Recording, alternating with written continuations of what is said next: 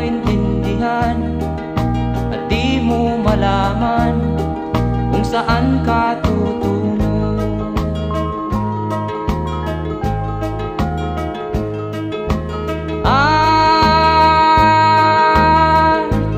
Kung nakamit mo na ang pangarap,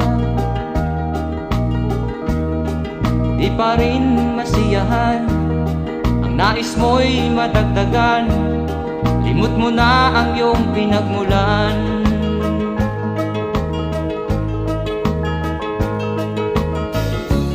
Bakit nga ba